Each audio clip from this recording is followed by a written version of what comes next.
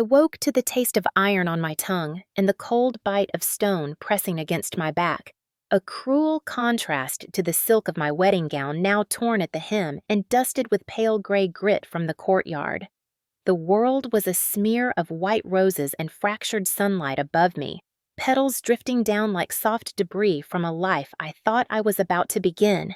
My breath stuttered in my chest, uneven and thin, as if each inhale had to claw its way past the shock still lodged in my ribs.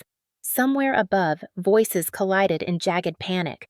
A woman screamed for someone to call an ambulance while another shouted that I was not moving.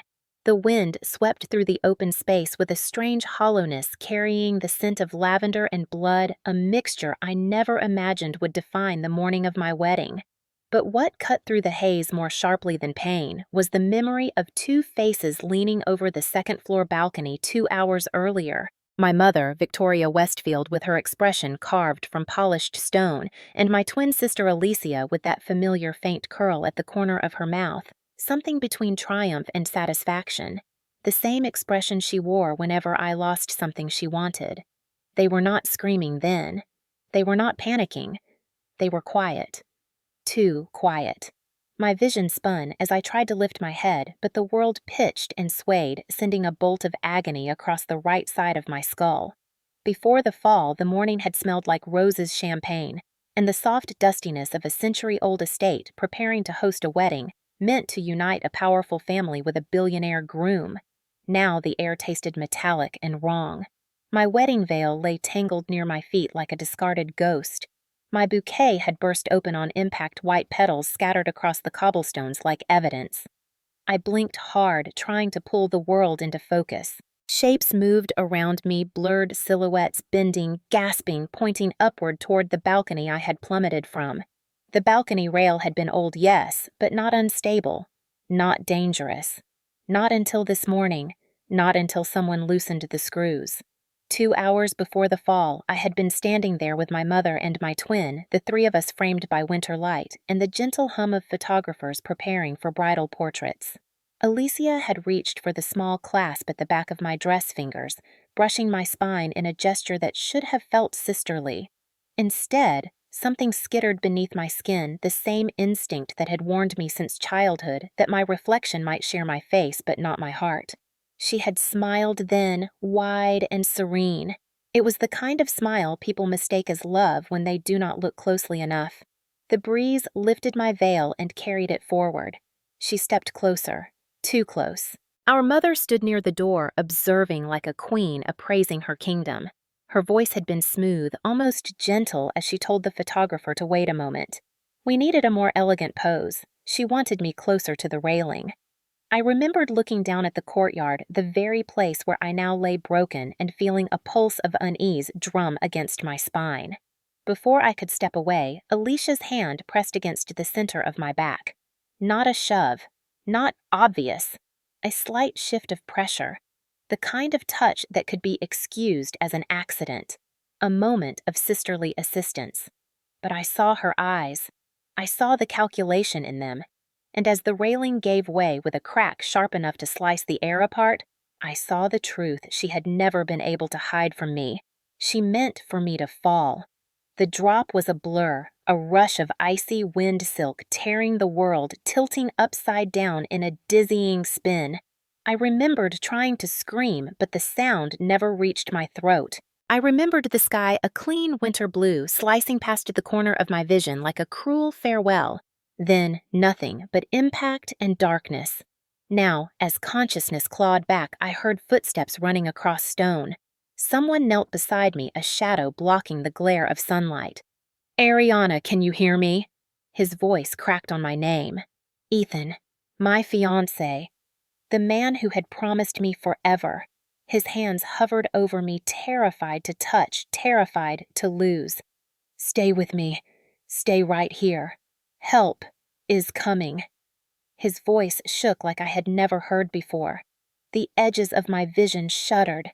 Pain pulsed in waves from somewhere near my ribs, radiating outward like a spreading bruise. I tried to speak his name, but what came out was a thin rasp swallowed by the rising wail of sirens in the distance. People screamed directions. Someone yelled for towels. Another shouted that I was bleeding. My mind drifted to the balcony again. To the sight of my mother's face leaning over the edge, calm and composed, as if witnessing a spilled glass of champagne instead of her daughter's body collapsing onto stone. To Alicia standing beside her, not crying, not horrified, simply watching, assessing. Like an artist evaluating her work. They had not wanted me dead. Not immediately. They wanted a tragedy with plausible deniability. Something beautiful enough to pass as misfortune. Something rehearsed. Something staged. A perfect accident on the morning of my wedding to a billionaire. An accident that would remove me from the center of a life they believed I did not deserve. As the paramedics lifted me onto a stretcher, my fingers curled weakly into the torn fabric of my dress. The world flickered in and out. My chest tightened with a truth sharper than any pain in my body. They tried to erase me on my own wedding day. I grew up in the Westfield estate, a mansion of polished marble floors and cathedral-high ceilings that echoed with the kind of silence people mistake for sophistication. To the world, it was elegance. To me, it was containment. My mother, Victoria Westfield, believed that silence was not simply a virtue, but a form of discipline. She said graceful women did not raise their voices, did not question authority, and certainly did not contradict the people who fed the Westfield name into the bloodstream of Virginia high society. Silence is elegance, she repeated throughout my childhood, and the words were carved into the walls of my memory, long before I understood how deeply they shaped me. She said it with pride, as though it were a mantra that guaranteed our worth. But I realized over time that silence was less about elegance and more about control. My twin sister Alicia embodied everything my mother celebrated. She was the golden reflection, the chosen one, the daughter who sparkled in chandeliers and charity luncheons, always knowing which fork to use and where to place her hands when photographers captured society events. People said we looked identical, and maybe we did in photographs, the same blue eyes and raven hair, the same delicate jawline inherited from our father. But when you looked closely, you saw how differently we were shaped. Alicia was the flawless portrait painted with careful strokes of approval. I was the sketch in the background, visible only as long as I did not outshine the masterpiece. Even as children, Victoria dressed Alicia in brighter colors, hair ribbons that matched her shoes, while mine were neutral muted shades chosen because they would not draw too much attention. When I asked why Alicia always received the prettier dresses, my mother said that some girls simply had a presence that needed to be showcased, and some girls were meant to support. The words stung in a way I learned to swallow quietly. The household staff repeated the same hierarchy without being told. They praised Alicia for her smile, her poise, her talent for charming guests. They called her the future of the Westfield name. When they spoke to me, their compliments were gentler, softer, almost apologetic. So quiet, they would say. So thoughtful. So well-behaved. It sounded flattering until I realized those were the qualities of someone easy to overlook, someone easy to mold, someone easy to silence. I remember the day I understood what it meant to be the invisible twin. Alicia and I were 6 when my mother enrolled us in a children's etiquette class at a local historic estate. The instructor spent an entire session teaching us how to enter a room gracefully. Alicia stepped forward, shoulders back, chin lifted, smiling serenely. The instructor clapped and said she would grow into a woman of influence. When it was my turn, I walked exactly as I had seen Alicia do. But my mother leaned toward the instructor and whispered something. The woman cleared her throat and told me my posture lacked spirit. I never learned what my mother whispered. I only learned that I was not meant to shine the same way my twin did. The lessons continued as we grew older. Alicia received riding lessons at the exclusive Foxwood stables. I received piano lessons in the smaller, darker sitting room where no guests ever ventured. Alicia's birthdays were grand affairs with orchestras and themed decorations. Mine were quiet brunches where the emphasis was always on Alicia's allergies, Alicia's preferences, Alicia's comfort. If I complained, Mother reminded me that good daughters do not burden the family with their emotions. I learned quickly that my tears annoyed her more than they concerned her. She called them dramatic, embarrassing, ungrateful. But Alicia's tears when she cried at all were treated as crises requiring staff intervention and immediate soothing. People saw the differences. They noticed the way Alicia's mistakes were softened with excuses while mine were sharpened into warnings. But no one challenged Victoria. She had a way of speaking that froze conversation, a way of looking that made people nod even when they disagreed. The psychological divide she built between Alicia and me was deliberate, a sculpted rivalry she used to maintain control. Whenever Alicia felt insecure, Victoria would say something sweet like, "You are the face of this family." Whenever I achieved something, she would lower her voice and remind me not to embarrass or overshadow my sister. The result was a childhood where I learned to shrink myself instinctively. I became quiet because attention was dangerous. I became careful because mistakes were unforgivable. I became observant because knowledge was the only power I was allowed to have. And yet buried under all the conditioning was a deeper truth Alicia never hid well. She wanted everything that was mine the moment she realized someone valued me. She wanted my teachers' praise, my childhood friends, and eventually the attention of the man who would become my fiancé. Every time someone looked at me with admiration, I felt Alicia's eyes burn through me with resentment. But as children, the resentment showed itself in smaller, quieter moments. The day she tore my favorite sketchbook but blamed me for leaving it near the fireplace. The day she pushed me on the stairs but cried first so Mother believed her version. The day she told me I looked plain in front of our cousins, then hugged me tightly when Mother walked by, whispering that she was only helping me improve. These were the foundations of a lifetime of manipulation disguised as sisterhood.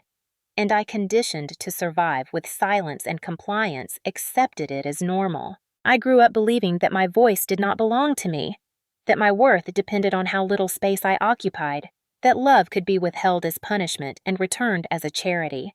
It was only when I met Ethan that I began to understand how wrong those beliefs were. That understanding is why they feared me. It is why they pushed. It is why the railing broke beneath my hands 2 hours before my wedding. People often say twins share a bond deeper than ordinary siblings, as if matching DNA guarantees matching hearts. They imagine secret languages, unspoken understanding, and a lifelong closeness that withstands every storm. They picture 2 girls growing up side by side, giggling over shared jokes and whispering dreams under matching blankets. That was not the world Alicia and I inherited. In the Westfield estate, twinhood was not a shared blessing. It was a hierarchy. Alicia glowed even as a child, not just because she was beautiful, but because she understood how to perform beauty. She knew how to tilt her head so the light favored her. She knew how to smile at adults in a way that made them feel chosen. She learned early that praise was a currency one she could collect and spend as she pleased. People adored her. They said she had presence. They said she lit up every room. I noticed that she also dimmed mine. When photographers visited the estate for magazine spreads, Alicia posed like she had been born for it. She lifted her chin, softened her expression, and gazed just past the camera in that practiced way my mother taught her. I stood beside her, following directions as best I could. But no matter how still I stood or how politely I smiled, the photographers angled their lenses toward Alicia.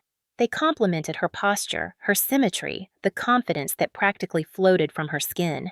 When they looked at me, their tone changed, softer, hesitant. They asked me to relax my shoulders or adjust my expression. I began to understand that Alicia was the golden twin, the exhibit, and I was simply the frame. My mother encouraged the contrast. She would touch Alicia's hair in public and say she had the shine of a Westfield woman. When she looked at me, she commented on my practicality, my good sense qualities that sounded like praise, until I realized they meant I was not meant to be noticed. Alicia learned quickly that being chosen was addictive. She expected every room to bend toward her, and when it did not, she manipulated the situation until it did.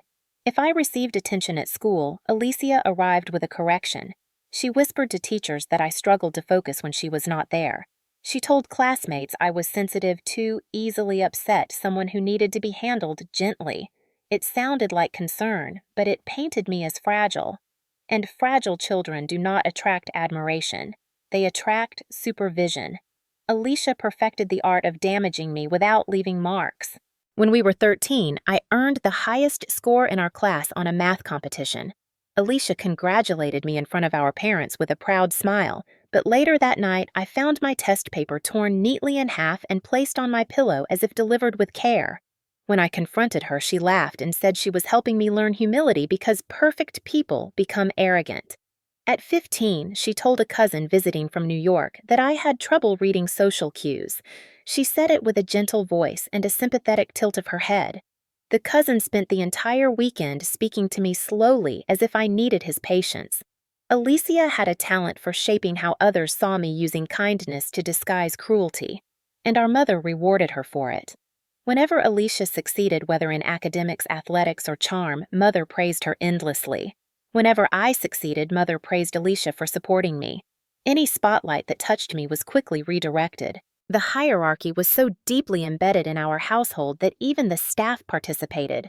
If Alicia walked into the kitchen, they scrambled to offer fresh fruit or tea, anticipating her preferences before she spoke. If I walked in, they asked if I needed something simple, like a napkin or a glass of water. Gestures polite but distant, as if their job was to maintain my invisibility. I grew into adolescence believing Alicia's shine was natural and my dimness was deserved. I thought I lacked something essential, something she possessed effortlessly. I did not realize until much later that Alicia cultivated her glow while cultivating my shadow. She enjoyed the imbalance. She depended on it. The moment someone saw value in me, Alicia reacted as if something precious were being stolen from her. It was never clearer than the day she met Ethan. We were 24, and I had invited him to a charity gala my mother hosted every spring. I had been dating him for 3 months, still shocked that someone like him saw me the way he did. He admired my work, my ideas, the thoughtful way I approached the world. I was not used to being admired. When Alicia saw Ethan across the ballroom, her expression shifted. First surprise, then assessment, then desire. She approached him with her usual poise, asking questions with calculated charm, tilting her head just so. I watched her attempt to pull him into her gravitational field. But Ethan did not move toward her. He stayed beside me. He looked at me when he answered her questions. He touched the small of my back gently protectively in a way that made Alicia's jaw tighten. For the first time, her glow did not eclipse me, and she hated it. That night, as we walked to our cars, she told me in a soft voice that Ethan was too impressive for someone like me, and that eventually he would realize the mismatch. It was not jealousy that colored her tone. It was possession. She believed that anything extraordinary belonged naturally to her. Ethan's indifference to her charm was an offense she could not forgive. That moment was the beginning of the fracture, the moment when Alicia realized she could lose something to me. And Alicia did not lose. Not gracefully, not quietly, and certainly not to her invisible twin. I used to think the fall from the balcony was born in a single day of rage or desperation. But lying in that courtyard on my wedding morning, tasting blood, fighting consciousness, I finally understood the truth. That fall began years ago in a childhood shaped by favoritism, manipulation, and the unspoken belief that only one of us deserved to exist fully in the light. I met Ethan Hawthorne on a cool spring afternoon when the air smelled like damp brick and new beginnings, though I did not recognize the feeling at the time. I had been hired to consult on the restoration of a historic building in Georgetown, a structure with peeling white trim and a roofline that sagged slightly to the left, like it carried the memories of too many storms. The project felt like breathing space, a rare opportunity to work on something without my mother's voice shaping every decision. I was tracing the outline of a cracked window frame with a gloved finger when a deep voice behind me asked if I always studied architecture like it was alive. I had not heard him approach, so I turned too quickly and nearly stepped back into peeling paint dust. Ethan was standing a few feet away, tall and broad-shouldered, his expression curious rather than intrusive. He was not dressed like a billionaire. He wore a simple button-down shirt with the sleeves rolled to his forearms and dark jeans that looked well worn. There was no arrogance in his posture, no expectation that the world owed him anything. I later learned that he had inherited a vast corporate empire, but in that moment, he looked more like someone who had wandered in because he cared about the old building. When I asked who he was, he smiled in a way that seemed to settle the air around us. He told me he was the primary donor funding the restoration. I braced myself for the usual tone affluent donors used, a mixture of entitlement and impatience, but Ethan asked thoughtful questions about the building's history and then listened as if every detail mattered. I realized I was not accustomed to being listened to. Not like that. We walked through the rest of the structure together, sunlight slipping through fractured window panes and casting angular shadows across the floorboards. As I spoke about architectural preservation techniques, Ethan watched me with a mixture of focus and quiet admiration that made something unfamiliar warm in my chest. I tried to shrug it off as politeness, but the warmth lingered long after I left the site. In the weeks that followed, Ethan returned to the building often. At first, he said he was checking on the progress, but his visits grew longer and more personal. Sometimes he brought coffee. Sometimes he brought old photographs of the neighborhood for us to analyze. Sometimes he simply stood beside me in silence as we examined a new structural concern. Being near him felt like stepping out of a cold room and realizing your fingers can still move. At home, my mother and Alicia thrived on tension competition and calculated smallness. With Ethan, there was none of that. He asked questions about my work, my interests, even my childhood, though I gave him the edited version. He did not interrupt or redirect the conversation toward himself. He was the first man who ever seemed to see me as a whole person, rather than a supporting character in someone else's story. One evening, as we stood beneath the skeletal frame of the building's unfinished roof, he told me he admired the way I saw beauty in broken things. The compliment hit deeper than he could have known. Nobody in my family ever connected me with beauty. I was the sensible twin, the quiet twin, the twin who made practicality look effortless. Hearing someone associate me with anything lovely felt disorienting and tender at the same time. I asked him why he returned to the site so often when he had dozens of projects demanding his attention. He hesitated, his breath forming a soft cloud in the chilly air, then admitted he found the building peaceful and that being there reminded him that anything worth preserving required patience and care. Before I could respond, he added that the same was true of people. The honesty in his voice unraveled something inside me that I had never dared unravel. He asked if I wanted to get dinner. I said yes too quickly, then tried to recover with grace, but he laughed softly as if my eagerness was endearing rather than embarrassing. Our first dinner together was not extravagant. It was a quiet Italian restaurant tucked into a side street where the tables were too close together and the lighting was warm enough to soften even the hardest memories. Ethan talked about his late mother, a woman who had believed in community projects and kindness above status. I talked about architecture and the rare feeling of watching a space transform. It was the first time I noticed that when he listened, he leaned forward, slightly fully present. Alicia had always leaned back when she pretended to listen, as if saving room for a better conversation that might arrive. My mother never leaned at all.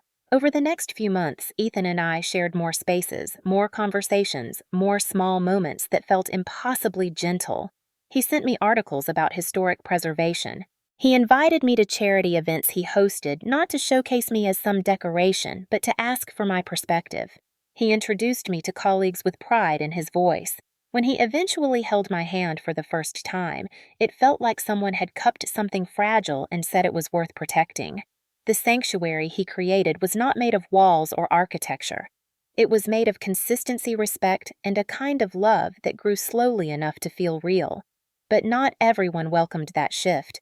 When my mother learned I was dating Ethan, she masked her shock with a congratulatory smile that did not reach her eyes. She asked if I was being careful not to embarrass the family. When Alicia met him at the spring gala, she slid into our conversation with practiced charm, trying to draw his attention. But he stayed beside me. He chose me. Alicia's smile faltered for the first time in years. That was the moment the dynamic shifted. The golden twin had discovered a threat in the invisible one. And in the quiet sanctuary I found with Ethan, a storm was already forming at home, gathering force, waiting for the day it would break across my life with violent precision. The night of our engagement dinner should have felt like a celebration of love, a warm gathering of family and future bound together in the glow of candlelight and polished silverware. Instead, it felt like stepping into a theater I never auditioned for, one where every person already knew their lines except me. The Westfield estate had been transformed into a stage, the dining hall adorned with towering arrangements of white lilies and crystal candelabras casting gold reflections across the marble floors. Guests stood in small clusters, their laughter echoing softly under the chandelier, but beneath the glamour lay something sharp and expectant, a tension that pressed against my ribs with every breath. I felt Ethan's hand at the small of my back as we entered, steady and reassuring, a gentle reminder that this dinner was about us, even if the atmosphere tried to convince me otherwise. People turned the moment he stepped into the room. They murmured his name with admiration, their eyes brightening as if a celebrity had arrived. He greeted them with calm politeness, never letting go of my hand, which only made Alicia stiffen across the room. She stood near the grand piano in a shimmering silver dress that caught every glint of candlelight, a dress far more dramatic than anything appropriate for someone who was not the bride. Her smile was practiced smooth, elegant, but her eyes flicked across the room with the sharpness of a spotlight seeking its target. When her gaze landed on Ethan's hand wrapped around mine, her expression tightened in a way so subtle only someone who grew up reading her micro-expressions would notice. My mother approached, seconds later gliding toward us with the regal composure she saved for events where the Westfield name needed to look pristine. She kissed my cheek without warmth and congratulated Ethan as if she had personally shaped him into someone worthy of her daughter. Then she turned to me and said in a tone soft enough to sound affectionate, but firm enough to sting, that I should be mindful of my posture because slouching photographs poorly. Before I could react, she shifted her attention to a small group of guests approaching us and introduced Alicia first, calling her the radiant heart of the Westfield family. The guests complimented Alicia's beauty and charm, and she accepted their praise with an ease I had never mastered. When they finally turned to congratulate me on the engagement, Alicia released a delicate laugh and said Ariana has always been so lucky. She said it as if luck were the only reason Ethan had fallen in love with me. The guests chuckled politely, unaware of the undertone, but Ethan noticed. His jaw tightened as he slipped his arm around my waist. He responded in a calm voice that did not rise but cut cleanly through the conversation. I would not call it luck. I fell in love with her because she is brilliant and thoughtful and sees beauty in places most people overlook. Alicia's smile froze for a fraction of a second before she recovered with a sip of champagne. My mother smoothly redirected the conversation, but I could feel her displeasure simmering beneath her poised exterior. She never tolerated any moment in which I appeared more admired than Alicia. The dinner moved into the main hall where long tables were set with white linens, gold rims on the dinner plates, and soft music drifting from the live quartet near the staircase. Guests settled into their seats while servers placed dishes before them. Ethan and I sat together near the center, but my mother had arranged the seating, so Alicia sat directly across from us. Her eyes remained on Ethan for most of the first course, watching him with an expression that felt far too intimate for someone who had known him only briefly. I felt the weight of her attention like a draft slipping under a closed door. As the meal progressed, conversations grew livelier. Glasses clinked and laughter rose from different corners of the room. For a moment, I allowed myself to relax, leaning gently into Ethan's shoulder as he told me a quiet joke only I could hear. But the moment was short-lived. Alicia chose the precise second the room's chatter softened to make her move. She lifted her glass and said with a bright melodic voice that carried effortlessly across the table that she hoped Ethan understood what he was marrying into. Then she smiled as if she had not just thrown a spark into dry grass. The table fell silent. She continued saying Ariana is wonderful, but she can be a little clumsy with things like public image and expectations. She means well, though. It was the kind of insult wrapped in sweetness that only someone trained in malicious charm could deliver convincingly. Some guests shifted uncomfortably. Others pretended not to notice.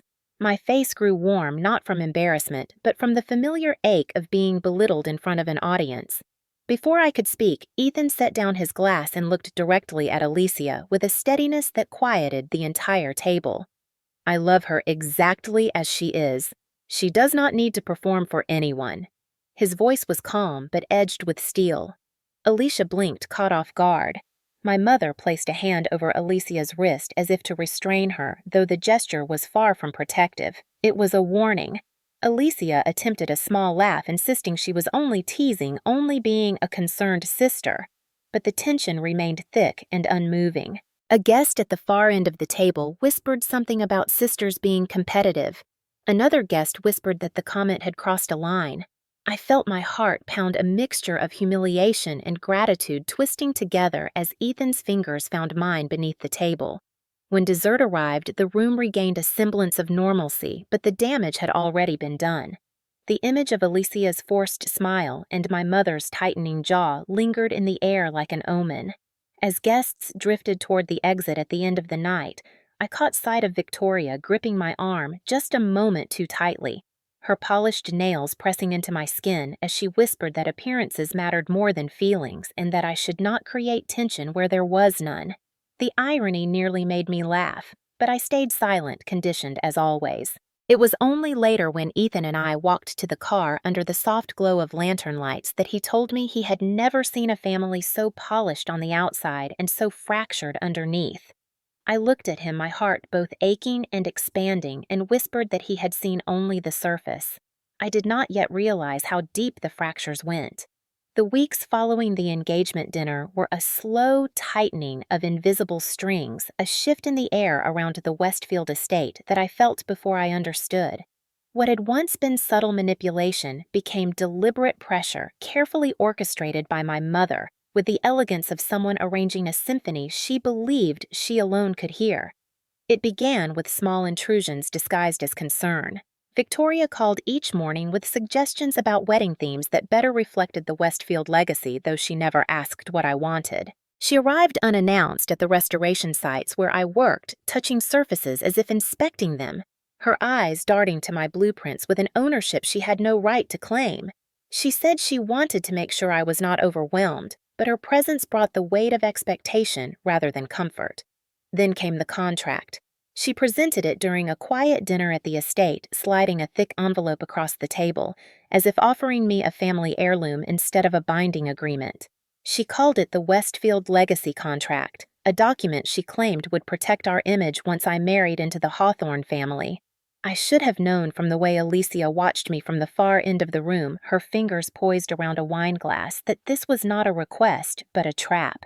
The contract required that I share a portion of future assets, public responsibilities, and philanthropic appearances with Alicia. It demanded that any major decisions involving my public image go through my mother first. It even included clauses about attending events as a unified Westfield sisterhood. It read like an agreement written for royalty, except royalty usually has power. I felt sick as I read it. My voice shook when I asked why Alicia needed to be part of my marriage. Victoria smiled gently, the way she used to smile when I questioned things as a child, and said Alicia had always been the face of the family, and that my marriage would elevate the Westfield name in a way that required balance. She said I had a responsibility not to outshine my sister. Those words, familiar yet freshly painful, sank into me with a heaviness that felt suffocating. When I told her I needed time to think, she dismissed the idea. She said hesitation made me appear ungrateful. That night, I told Ethan about the contract. He listened with a stillness so intense it made the room feel smaller. When I handed him the papers, he read them once, then again, his jaw flexing with every paragraph. He placed the contract on the table and said calmly that I would not be signing anything designed to control me. He said my mother was using marriage as a tool for power and that no one should have authority over my decisions. Hearing him say it so plainly made my chest tighten with something close to both relief and fear. I had never had someone defend me that way. I had never imagined someone could challenge Victoria without flinching. When we returned to the estate to give my mother my answer, she was waiting in the parlor with Alicia sitting beside her like a poised shadow. The moment Ethan said I would not sign, Victoria's expression hardened, though she masked her anger with a slow inhale. She spoke with calculated calm, insisting that the contract was a formality and that refusal would embarrass the family. Alicia chimed in sweetly, saying she thought we were all supposed to support one another. There was no warmth in her eyes when she said it. When Ethan repeated our answer with unwavering certainty, Alicia's fingers tightened around a gold bracelet and a faint tremor flickered across her jaw. My mother's disappointment filled the room like smoke. She told Ethan that outsiders never understood the obligations of an established lineage. Ethan replied that love was not a lineage. She did not appreciate the correction. What followed was a series of veiled threats delivered gently but unmistakably. She warned that without unity, the family risked public scrutiny. She reminded me of the financial support she had provided for my education. She said my behavior could trigger long-term consequences for the Westfield name. It felt like being wrapped in velvet ropes that tightened with every breath. When we finally left the estate that evening, Ethan's hand found mine steady but tense. He asked if I was all right, and I nodded even though I felt something inside me shifting, cracking. My mother never reacted strongly unless something she valued was slipping out of her grasp. I realized in that moment that what she valued was not me, but control over me. The pressure did not stop there. Alicia began sending me messages that hovered between passive aggression and cryptic warnings. She said she hoped I understood the opportunity I had been given. She suggested I consider how easily public opinion can turn against someone who appears unprepared for a role. Once she sent me a photograph of a castle at sunset with a caption that read, "Some women are born to wear the crown." I knew she was not referring to me. My phone vibrated constantly those weeks, but the only messages that mattered were Ethan's reassurances, his warnings, his steady insistence that something was wrong. He told me more than once that he felt the currents around my family shifting as if they were preparing for something. I wanted to dismiss it to believe that my mother would not go beyond manipulation, but a quiet dread grew inside me. I knew the signs. I had lived with them my entire life. People like Victoria and Alicia did not lose gracefully. They planned, they recalibrated, they tightened their grip. I had no idea then that their planning had already begun, that the balcony had already been inspected, that the rail had already been loosened, that the moment they decided they could not control my future, they decided to destroy it. The weeks leading up to the wedding felt like living inside a tightening net each day, pulling the knots closer until breathing required intention. If the engagement dinner had cracked the surface of the tension between my family and me, the aftermath shattered it entirely. My mother no longer tried to veil her displeasure when Ethan visited the estate. She greeted him with flawless courtesy, but her eyes carried the polished chill of someone preparing for a battle she intended to win. Alicia, meanwhile, shifted from passive aggression to something more deliberate, something sharpened by jealousy and fear. It began with a voicemail she left late one night, her voice low and trembling in a way that might have sounded fragile to anyone who did not know her as well as I did. She said she had been thinking about the pressure our family was under, how exhausting it was to keep appearances perfect, how difficult it must be for me to step into a role I was not prepared for. She ended with a whisper that clung to my skin like frost. "If you ruin my life, I will ruin your day." She hung up without explanation, but she did not need one. I grew up deciphering the language of her threats. The next morning, she behaved as if nothing had happened, greeting me with a bright smile at brunch and asking about floral arrangements for the ceremony. But when she leaned in to hug me, her fingers pressed firmly into the back of my shoulder, a brief but unmistakable warning. My mother's methods were different. She preferred manipulation coated in silk. She began dropping comments every time we spoke, each one crafted to make me question my choices. She said things like, "Alicia is fragile right now, dear. She wants to feel included. You should be mindful of her feelings before the wedding. Or your engagement has shifted family expectations. I hope you are prepared for the consequences if things fall apart." Her words twisted around my thoughts, stirring old fears I thought I had buried. Sometimes she would reach out and adjust my necklace or smooth the fabric on my shoulder, a gesture that looked maternal but felt like ownership. Every touch was a reminder of the control she believed she still possessed. Ethan noticed the shift long before I admitted it to myself. He told me one evening over dinner that he felt something was coming. He could not name it, but he sensed the hostility beneath my family's smiles, the way Alicia lingered near him with questions that felt rehearsed and invasive, the way my mother studied him as if measuring his value against the legacy she had curated for decades. He asked if I felt safe. The question lingered in my mind long after I assured him I did. Safety was a foreign concept when it came to my family. Yet beneath the tension was a deeper unease I could not explain. I began noticing things around the estate that felt wrong, as though the house itself were whispering warnings. A door left open that was usually locked. A maintenance worker assigned to the wedding venue who had never been part of the usual staff. A conversation between two planners that stopped abruptly when I entered the room. One afternoon, I stepped onto the second-floor balcony to check the lighting for pre-ceremony photographs, and a cold shiver ran down my spine. I could not identify why. The railing looked normal at first glance, though a faint scrape of metal caught my eye near the base. I ran my fingers along it, but nothing felt loose or broken.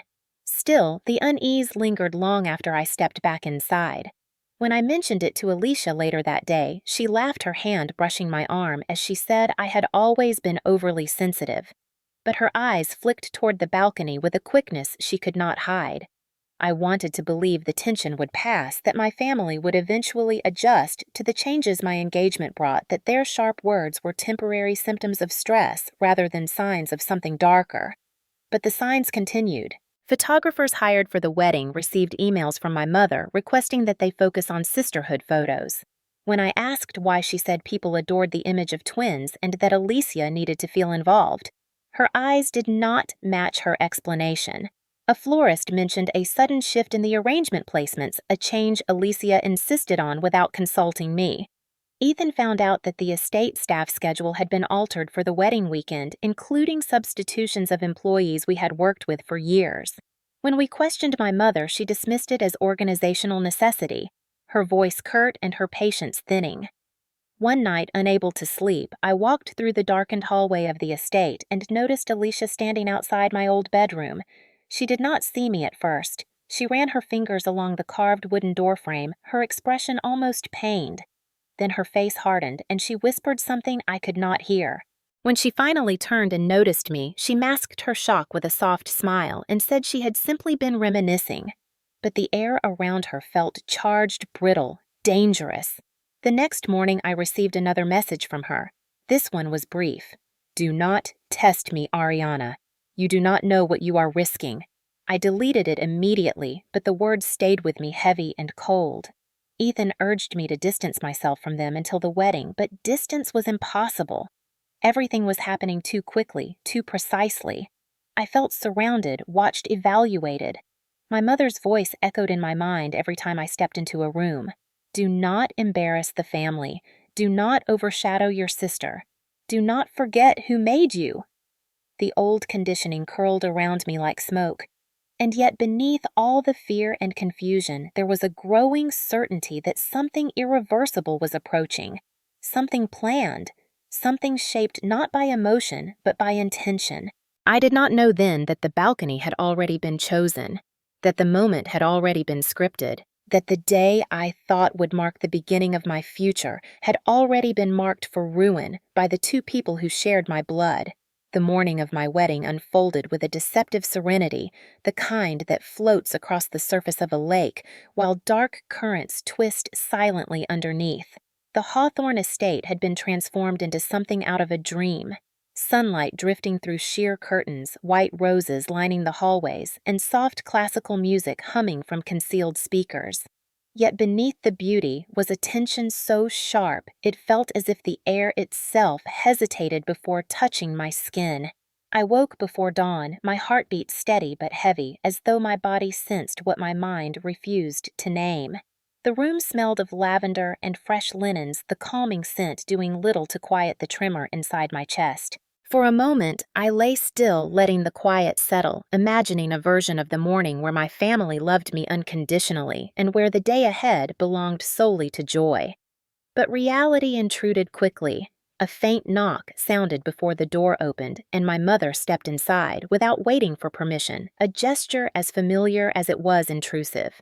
She carried a garment bag draped over her forearm and greeted me with a smile too polished to be genuine. She said she wanted to help me get ready to share a maternal moment before the chaos began.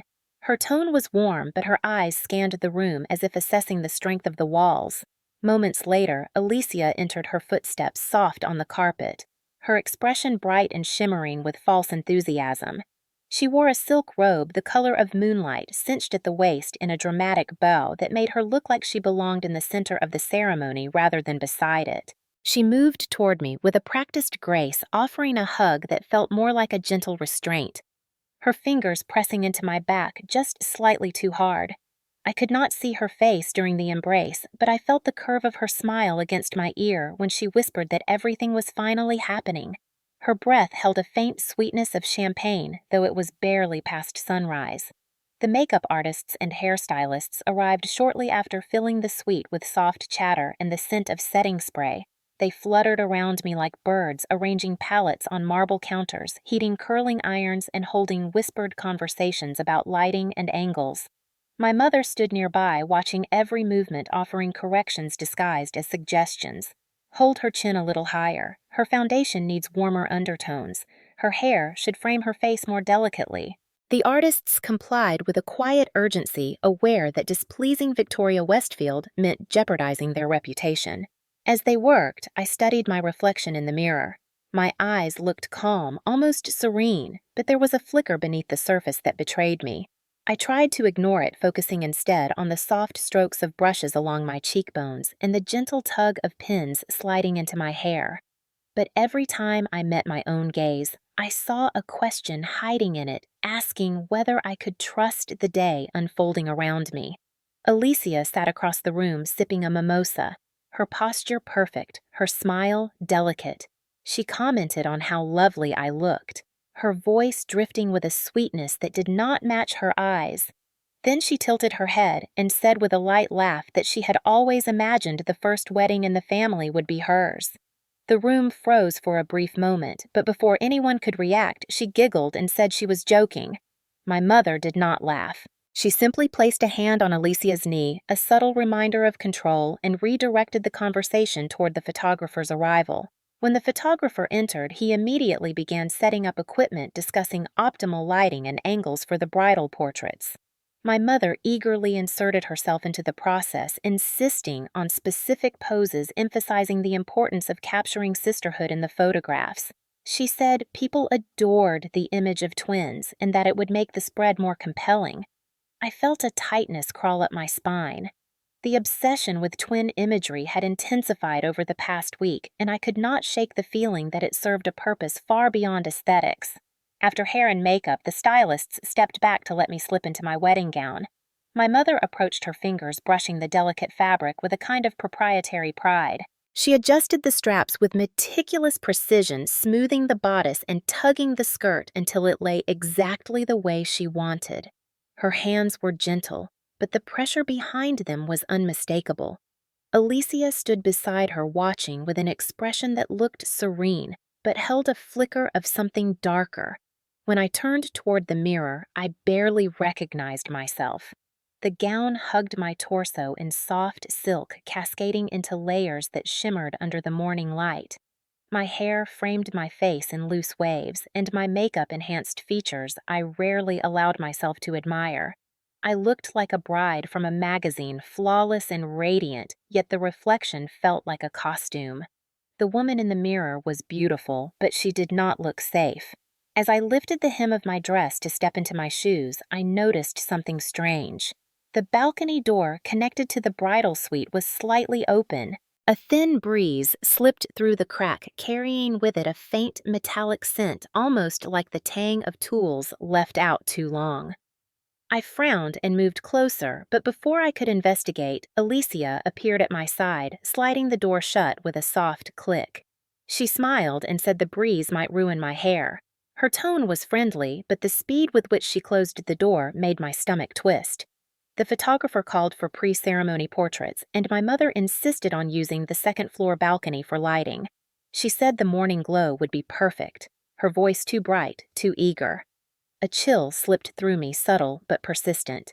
Something about the balcony felt wrong. I did not know then that the screws had already been loosened. I did not know someone had planned for me to stand in a very specific place under a very specific beam of light. All I knew was that as Alicia handed me my bouquet and guided me toward the balcony doors, her fingers brushed mine with a tenderness that felt almost mournful.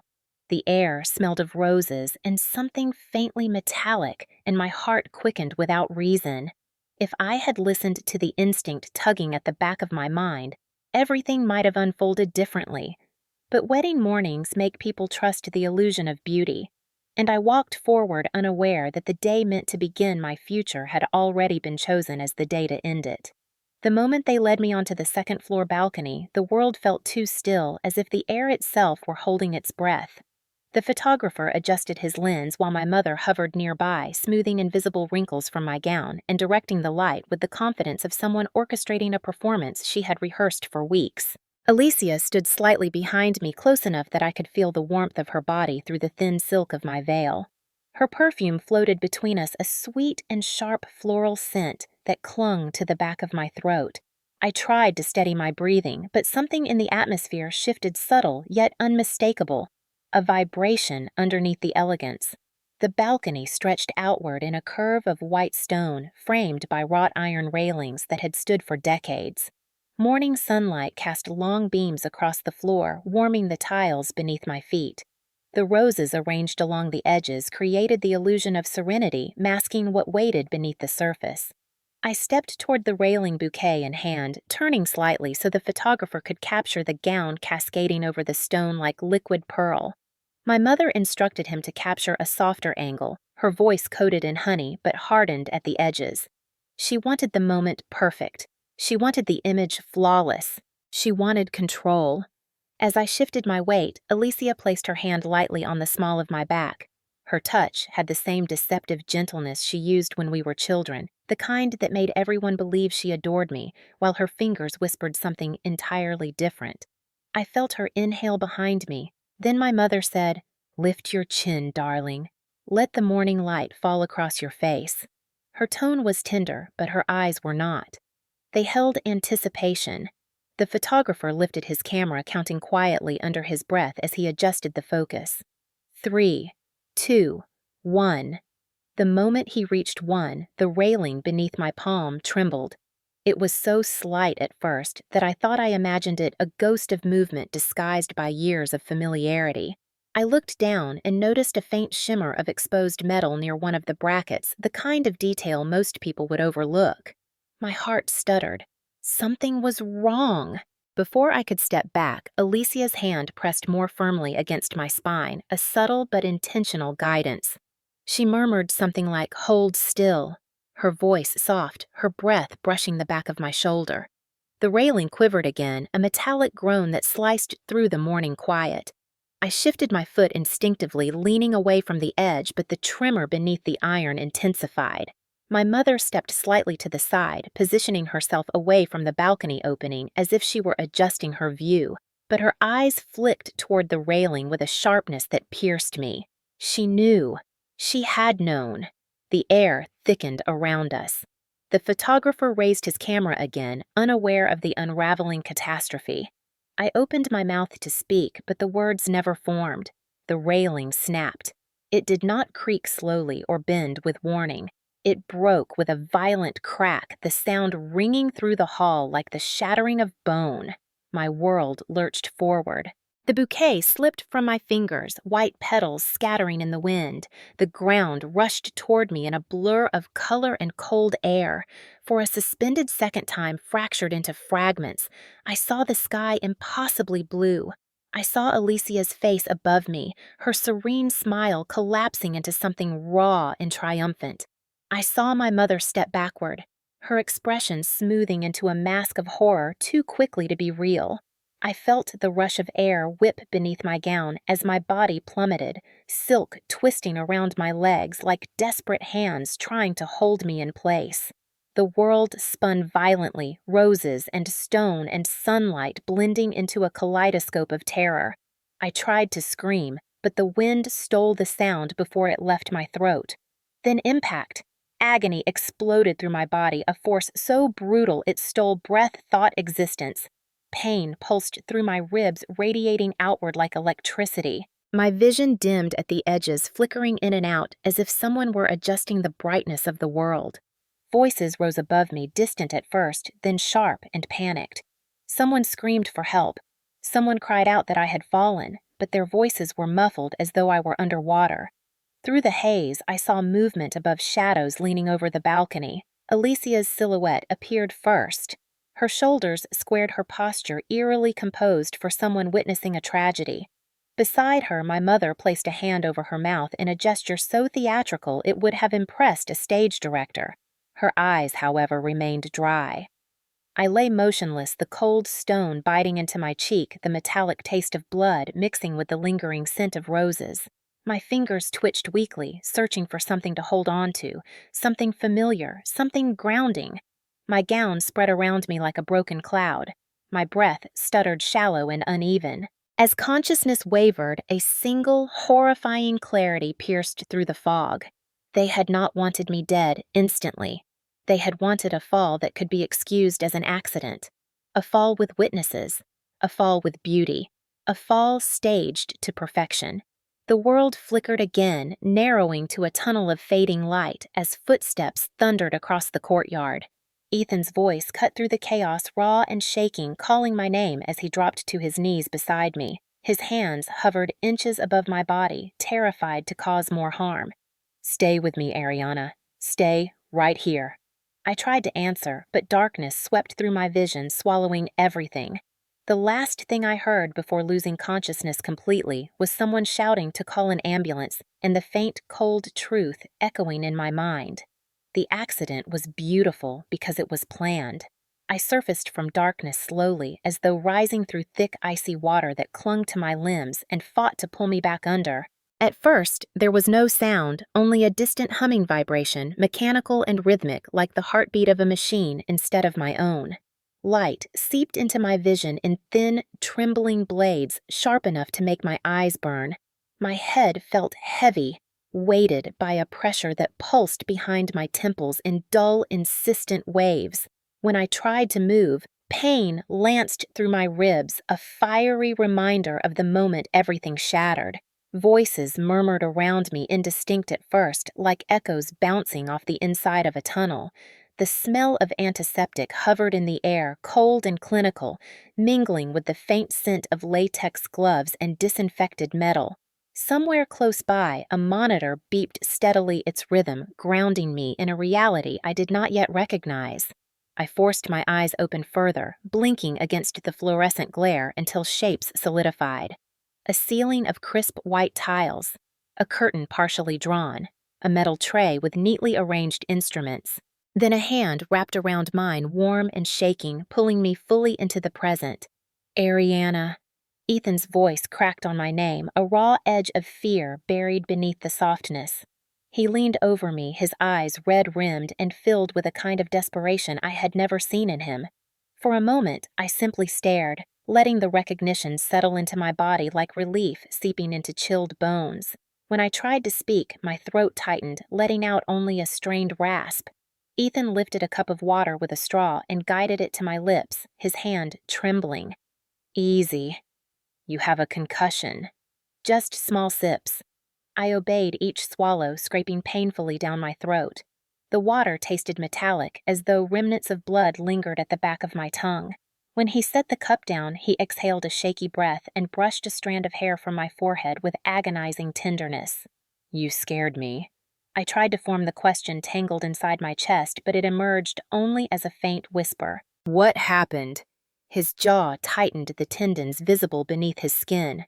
"You fell from the balcony. They said the railing gave out."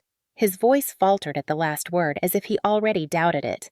A doctor approached, clipboard in hand, her expression calm but alert. She checked the monitors and scanned my chart before meeting my gaze. "You suffered a mild concussion and 2 fractured ribs. We repaired a deep contusion on your shoulder, and you have significant bruising across your back. But you are extremely lucky. Most falls from that height end far worse." Lucky. The word floated through my mind like a cruel joke.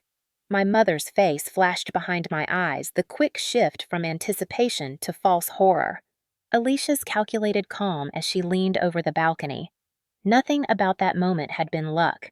The doctor continued speaking, explaining symptoms to monitor and scheduling imaging scans, but my thoughts drifted beneath her words, sinking back into the moment I fell. The tremor in the railing. Alicia's hand on my back. my mother stepping away before the rail snapped. My breath hitched sharp and shallow.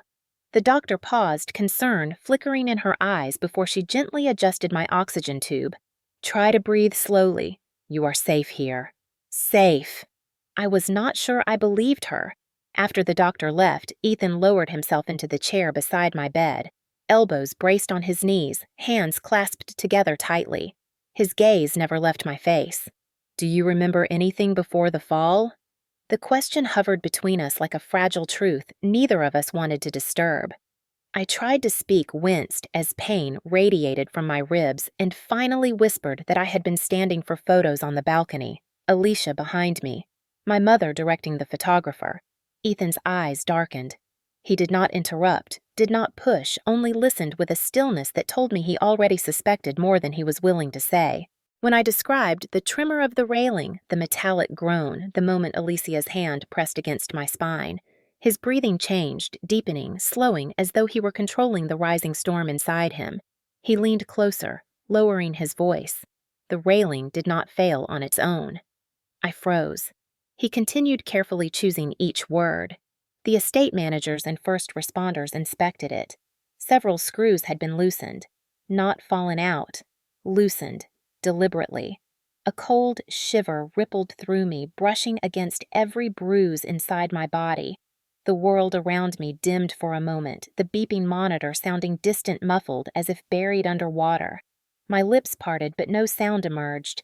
The truth pressed closer, suffocating in its clarity. Someone had intended for the railing to break exactly when it did. Ethan squeezed my hand, his voice trembling despite his effort to steady it. I do not believe this was an accident, Ariana. I saw the balcony earlier this morning. It was fine. Someone tampered with it. My chest tightened. The room tilted slightly, a sensation that might have come from the concussion but felt anchored in fear. Images replayed in brutal fragments. My mother's eyes calculating. Alicia's smile too composed. The balcony door left ajar. The photographer positioned carefully. A script. A performance. A perfect tragedy. My body trembled as I whispered the question that had been growing inside me since the moment I woke. Who would do that? Ethan's expression shifted slowly, painfully. His voice was barely audible when he answered. Your mother and Alicia arrived before the photographers this morning. They insisted on arranging the balcony for the portrait session. They were the only ones with access to that area. His words sliced through me with the precision of a blade. My pulse quickened, my breath turning shallow. The heart monitor beside me spiked its rhythm, accelerating in sharp bursts. Ethan reached toward me, his hand gentle on my arm. Breathe, sweetheart. Breathe.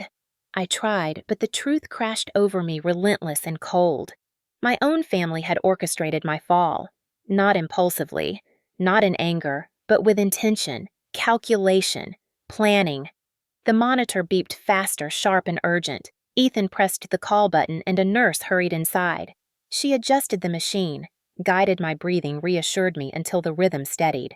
When the nurse left, Ethan leaned closer, his voice low and fierce. I promise you, Ariana, I will not let them hurt you again. The weight of his words settled around me like a fragile shield, one I wanted desperately to believe in. My eyelids grew heavy as exhaustion crept through me. Before sleep claimed me again, a single thought anchored itself in the fog.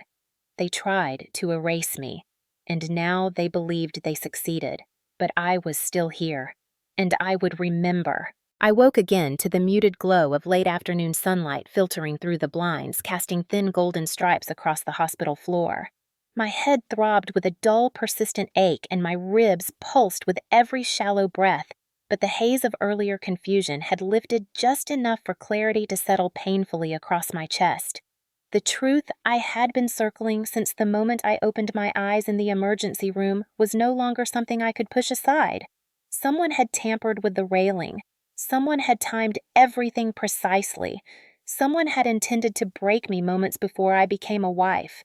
The door opened quietly, and for a heartbeat, I expected my mother's poised silhouette or Alicia's carefully measured concern. Instead, a woman in her mid-50s stepped inside with a presence so grounded it altered the air in the room. She did not carry flowers or feigned sympathy. She carried a leather briefcase, a stack of files, and an expression carved from equal parts intelligence and exhaustion. Her salt and pepper hair was swept into a no-nonsense twist, and her dark eyes scanned the room with a level of alertness that made me instinctively straighten as much as my injuries allowed. Ethan rose from the chair beside my bed, relief softening his face as he crossed the room to greet her. "Marilyn, thank you for coming so quickly." Her shoulders loosened slightly as she set her case on the counter. "I have been doing this for 30 years, Ethan. When someone says attempted homicide at a wedding, I do not finish my lunch." The words hit me with such force that I felt the breath leave my lungs. Attempted homicide, spoken plainly without hesitation, without apology. She approached my bedside, her expression shifting into something gentler as she extended her hand. "Ms. Westfield, I am Marilyn Cruz. I am Ethan's attorney and will represent you moving forward." I hesitated before taking her hand, my fingers trembling slightly. "Represent me." The phrase held a weight I was not accustomed to. My mother had always handled legal matters with an army of attorneys who followed her directives without question. I had never imagined needing one for myself, much less for something as unthinkable as this. Ethan pulled the chair closer to my bed, his hand resting lightly over mine, as Marilyn sat in the seat on the opposite side. She studied me carefully, not with pity, but with a quiet respect I had not expected. "I know you have been through hell today," she said softly, "but I need to ask some difficult questions. Only answer if you feel able. Nothing you say will leave this room." I nodded slowly, bracing myself. She opened her notebook. "First, do you remember the moment the railing broke?" I swallowed hard, my throat tightening around the memory. "Yes. It snapped when I was posing for photos. I felt it tremble before that. And before it broke, did anyone touch you?" My breath stilled. "Alicia." She placed her hand on my back. It was light but deliberate. Marilyn wrote swiftly, her pen gliding across the page. "And your mother's position at the time?" She was standing just inside the doorway. She stepped back before the railing snapped. The acknowledgement hung between us like a chilling breeze, undeniable in its implications. Marilyn continued, her tone calm but razor-sharp beneath its gentleness. "Do you believe they intended for you to fall?" The question landed with the precision of a blade. I closed my eyes for a moment, fighting the sting of tears. I did not want to believe it. I wanted to cling to the illusion that my family's cruelty had limits. But I saw their faces before the fall, and after, and the truth rose inside me like a tide. Yes, I believe they did. Marilyn nodded once, firm and unflinching. "All right, then we proceed accordingly." She opened a file containing printed photographs of the balcony, each image stamped with time and inspection notes. She placed one directly in my line of sight. Several screws were manually loosened. Not stripped, not aged, loosened with a tool, the kind used by maintenance staff, which means access was limited. Only 3 people were recorded near that balcony between 6 o'clock and 8:30 this morning. Your mother, your sister, and a maintenance worker who was not scheduled to be on duty and whose identity we are currently verifying. My chest constricted. The puzzle pieces did not merely align, they locked into place. Marilyn continued, her tone sharpening. "The hospital reported your injuries, which triggered mandatory notifications. But your mother attempted to intercept communication with law enforcement. She instructed staff not to allow police access to your room." My pulse spiked in disbelief. "She what?" Marilyn's lips pressed together. "She claimed it was to give you privacy, but we both know that is not the reason." Ethan stepped forward slightly, anger flickering behind his calm demeanor. "I blocked her. I told the hospital that only I could approve access." Marilyn nodded in agreement. "He did exactly what you needed. Your mother has no legal authority here, and she will be prevented from gaining any." Relief mixed with something heavier in my chest, something close to grief. Even in the sterile safety of a hospital, my mother still reached for control. She still expected obedience. Marilyn flipped to another page. "Here is what we need to do. We will secure a protective order to limit contact immediately. We will provide law enforcement with evidence. Camera footage from the estate is already being collected. Staff logs, witness statements, and we will document every detail of your medical condition. This case is serious and winnable." The word winnable sounded surreal. This was not a business deal. This was my life. My family. Marilyn leaned closer, her voice low and steady. I have handled domestic violence, inheritance manipulation, and attempted murder cases for decades. What happened to you follows a pattern, a dangerous one, but you have something victims rarely have at this stage: evidence, witnesses, and a survivor willing to tell the truth. I felt tears gathering at the corners of my eyes, not from pain, but from something deeper. Validation. For the first time since I regained consciousness, someone acknowledged the reality I had tried to convince myself was too terrible to be true. Marilyn closed the file and rested her hand over mine briefly. You are not alone in this, Ariana. We will hold them accountable. Ethan moved beside me, his presence warm and unyielding. His voice softened. I will protect you. Whatever comes next, we face it together. I let my eyes close for a moment, allowing the weight of their words to settle over me like a shield. My family had tried to erase me on my wedding day, but in the sterile quiet of a hospital room surrounded by truth and resolve instead of roses and lies, I felt something I had not felt in years. Strength. The next 48 hours unfolded like a slow unmasking, each new detail peeling away another layer of the carefully crafted illusion my family had maintained my entire life. I remained in the hospital under close observation while Marilyn and her team moved with a precision that made the sterile hallways feel less like a place of recovery and more like a command center. Every time Marilyn stepped into my room, she carried another file, another update, another piece of information that shifted the ground beneath my feet. The first breakthrough came from the estate security system. The cameras near the second-floor balcony had been repositioned earlier in the morning, angled slightly upward so they captured only the upper portion of the doorway.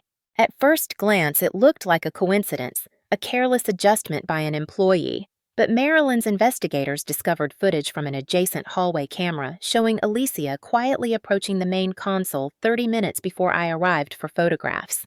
She typed something into the panel, glanced over her shoulder twice, and then walked away with a satisfied calmness that twisted my stomach. The altered angle conveniently removed any footage of the railing. Marilyn clicked through still frames on her tablet showing me Alicia's movements. She paused at the moment my sister looked directly into the small security light, her expression cold and focused. This is intentional, Marilyn said quietly. She knew exactly what she was doing. Next came the maintenance logs. A man named Paul Hawkins, listed as part of the temporary staff for the wedding preparations, logged entry into the balcony area at 7:19 that morning. The problem was that Paul Hawkins did not exist. His employee file was incomplete, lacking identification documents, background checks, or emergency contacts. The staffing agency denied assigning anyone by that name. An eyewitness reported seeing a tall man wearing a cap and carrying a small toolbox leaving the side corridor outside the balcony shortly before 8. He spoke to no one. He returned to no workstation. He simply disappeared. Marilyn spread the documents across a tray table beside my bed and tapped the forged signature at the bottom of the log. Someone created this record to cover their tracks. Someone with access to scheduling files. Someone within your family's authority. My pulse quickened as I imagined my mother delegating tasks with the same polished composure she used to arrange charity galas, directing someone to help stage the perfect accident, the way she might arrange floral centerpieces. The next piece of evidence came from digital forensics. Ethan's team recovered deleted messages from my phone and cloud backup, including one from Alicia sent 6 days before the wedding. It read, "The day you become a hawthorn is the day everything ends." Another message contained a threat so thinly veiled it made my skin prickle. Remember who was meant to stand in the spotlight. I had dismissed those messages at the time, assuming they were emotional outbursts fueled by jealousy and pressure. I never imagined they were warnings of an impending plan. Marilyn asked if I wanted a moment before continuing. I told her no. I needed to hear everything, even if it shattered whatever remained of my illusions. She nodded and opened another folder. This one contained statements from the event staff. One florist recalled my mother requesting that the balcony floral arrangements be adjusted to cover the base of the railing. She said Victoria insisted it was to enhance symmetry, but the florist noticed that the flowers obscured several structural points. Another staff member said my mother had asked for privacy on the balcony for a few minutes early that morning, claiming she needed to rehearse poses with Alicia. Marilyn paused at that statement, her eyes sharpening. She looked directly at me. This was premeditated, planned, coordinated, not impulsive. My throat tightened with a mix of horror and heartbreak. Even after a lifetime of manipulation, part of me clung to the idea that they acted out of momentary anger, but this evidence revealed something far colder. They had prepared. They had rehearsed. They had chosen the balcony as carefully as one chooses a weapon. Marilyn continued with the next discovery. Ethan's legal team had acquired a copy of the proposed Westfield legacy contract. Several clauses contained language indicating that if I failed to fulfill public responsibilities due to illness or incapacity, Alicia would assume my place in certain roles. One clause buried beneath legal jargon referenced continuity of image. Marilyn pointed to that line, her voice tight. If you had died, your sister would have inherited not just social standing, but considerable influence over brand partnerships involving your family. This contract provided motive. My stomach twisted. Every sentence felt like another blow, another brick pulled from the shaky foundation of my understanding. We had barely absorbed that revelation when the final and most damning piece of evidence arrived. A staff member who handled morning preparations recognized the supposed maintenance worker in a photograph. He had seen him standing near the balcony 2 days before the wedding, speaking in hushed tones with my mother. The staff member remembered the worker because he carried a silver wrench slightly protruding from his pocket, the same type used for rail fixtures, and because my mother had told the staff to leave that area undisturbed while she and Alicia conducted a private discussion. Marilyn's voice remained steady, but her expression softened as she looked at me. This is overwhelming. I know, but you are doing incredibly well. The more you remember, the stronger your case becomes. Stronger case. Stronger resolve. Stronger truth. I exhaled slowly, feeling the weight of years of conditioning lifting inch by inch. My mother's voice had been the soundtrack of my life, shaping my decisions, my worth, my fear. Alicia's shadow had followed me since childhood, always brighter, always hungrier. And now, in a quiet hospital room filled with the rustling of documents and the steady beep of a heart monitor, I saw them clearly for the first time. Not as family, not as women overwhelmed by emotion, but as architects of violence, as planners of an act designed to erase me. Marilyn gathered the files, her eyes meeting mine with sharp determination. We have what we need to move forward, but before we proceed to formal charges, there is one more step. You must decide if you are ready to speak to law enforcement. The question remained suspended in the air, heavy but empowering. For the first time, the answer felt simple. I nodded. I am ready. The first attempt came less than 12 hours after Marilyn submitted the formal notice that I was prepared to give a full statement to law enforcement. I had barely finished breakfast when the door to my hospital room opened without a knock, the way it always had in my childhood home, as if boundaries were decorations rather than rights. My mother entered with the same perfectly measured grace she used at charitable luncheons. Her posture straight, her chin slightly lifted, her eyes already glistening with carefully curated tears. Behind her was Alicia, her shoulders rounded in a practiced imitation of fragility, her hair pulled back loosely to create an image of a distressed sister overwhelmed by grief. A nurse followed behind them, ready to intervene if necessary, but my mother dismissed her with a quiet assurance that everything was fine. I recognized that tone. It was the tone she used right before rearranging reality to match her expectations. As soon as the nurse left, the air shifted, tightening around us like a drawn curtain. My mother stepped closer to my bed, lowering her voice to a whisper wrapped in velvet. "Sweetheart, we need to talk about what happened." She did not say accident or fall. She said what happened, allowing space for manipulation, ambiguity, revision. I stared at her without responding, feeling the weight of the small recorder tucked under my blanket already running. She continued, her tone gentle in a way that made every muscle in my spine tighten. "Your sister is devastated. She has not slept since the wedding. She blames herself for not catching you in time." Alicia let out a trembling sigh, clutching a tissue to her chest as though she were the one recovering from fractured ribs and a concussion. Her voice quivered soft enough to require leaning in to hear. "I never meant for you to get hurt. You know that, right, Ariel? The name they used only in moments they wanted to soften me." She blinked rapidly as if tears were moments away from falling but never quite arrived. My mother placed a hand on her shoulder. "She is fragile right now. She needs your compassion." I swallowed a bitter laugh. Fragile. The woman who shoved me. The woman who helped orchestrate a staged fall that could have killed me. My mother continued speaking as if reading from a script designed to erase the past 48 hours. "This family has endured enough humiliation. Reporters are circling. Rumors are spreading." She leaned in closer, her perfume familiar in a way that churned my stomach. "If you pursue legal action, it will destroy Alicia, and it will destroy everything your father built." There it was. A plea disguised as a warning disguised as love disguised as control. I said nothing, letting silence press back against her expectations. My mother tried again. "The police are preparing to speak with you. We can handle this privately." Families do not survive when private matters become public scandals. If you retract your accusations now, we can restore order. We can protect you. We can make this go away. My jaw tightened. Protect me. The same woman who stood on a balcony and watched her daughter fall.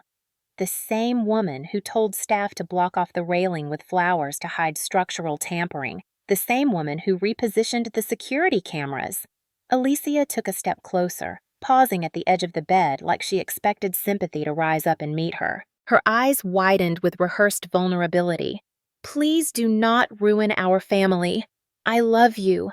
That lie hovered between us, delicate and artificial, shimmering like glass ready to break. Before I could respond, my mother produced a cream-colored folder from her bag. Inside was a stack of documents clipped neatly together. She offered it with a soft smile. "These are confidentiality agreements. They protect our family from further damage and secure your future within the Westfield legacy." She tapped the signature line lightly. "If you sign these, we can move forward. We can heal." I did not touch the documents. I simply asked, my voice steady and sharper than I expected.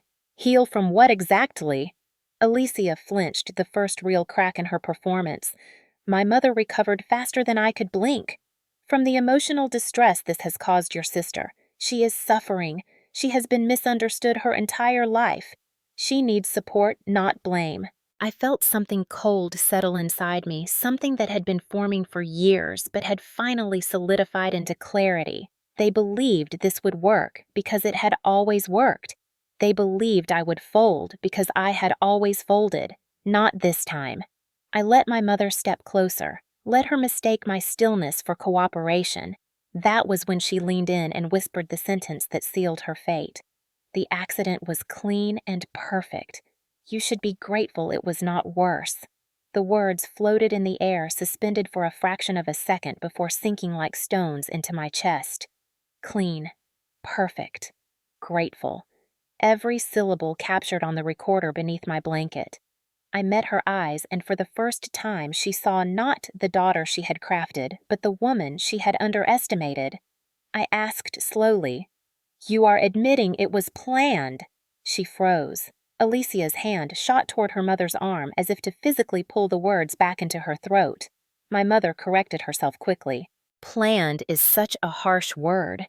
It was managed, controlled, guided. I could not help it."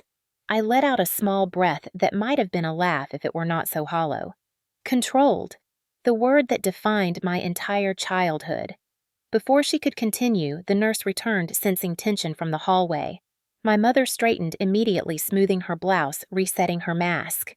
"We will talk later," she said, smiling sweetly, as if she had not just confessed to orchestrating the moment that nearly ended my life. Alicia dabbed her eyes again. "Please, think about us before you make decisions that cannot be undone." They exited with the same false grace they had entered, leaving behind the fading echo of perfume and manipulation. Marilyn entered moments later, having watched part of the exchange from outside. She asked if I was ready to press charges. I pressed stop on the recorder, saved the file, and nodded.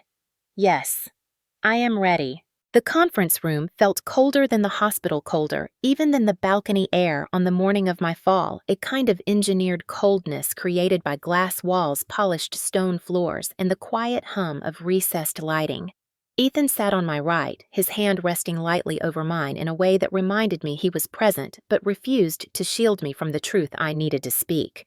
On my left sat Marilyn, her files neatly arranged, her expression calm and focused, the look of someone who had spent decades dismantling lies with nothing more than evidence and patience. Across from us sat my mother and Alicia, each framed by the floor-to-ceiling windows that overlooked the city skyline. The morning sun cast long bars of light behind them, turning their silhouettes into outlines that looked almost regal until I noticed the small cracks in their composure. My mother's jaw was set just a little too tight. Alicia's fingers kept twisting a napkin into a thin rope. Harper was absent, claiming a business conflict, but his influence hung in the room like stale perfume. The door closed behind the attending officer who had been assigned to observe the meeting, and for the first time I felt the power dynamic shift. Not dramatically, not loudly, but with the subtle precision of a scale finally tipping toward fairness. Marilyn began with no dramatic introduction, simply opening her laptop and projecting the security footage onto the mounted screen. The first video showed the hallway outside the balcony suite. Alicia appeared on screen, entering the restricted area, glancing around before adjusting the camera angle. In the room, she inhaled sharply, as if seeing her own image caught her off guard.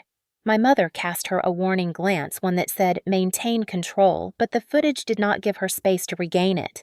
Marilyn clicked to the next file, revealing the maintenance logs and the unidentified worker who never existed. The timestamps aligned precisely with the window between the balcony preparations and my arrival. My mother spoke first, her voice calm but strained. "This proves nothing. Many people were coming and going that morning. You cannot place responsibility on us for an error in staff vetting." Marilyn did not look at her. Instead, she tapped another key and brought up the florist's statement, then the clip of the floral arrangements obscuring the loosened bolts.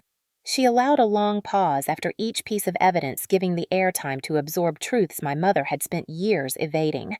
Alicia shifted uncomfortably. Her voice trembled in a way that might have once affected me, but now sounded rehearsed. "I did not know anything was wrong with the railing. I never touched it." Marilyn finally looked up. "That is interesting." She clicked again. The screen filled with motion-enhanced footage of the moment on the balcony. It was brief, silent, but devastating. Alicia's hand pressed lightly, almost casually, against the center of my back.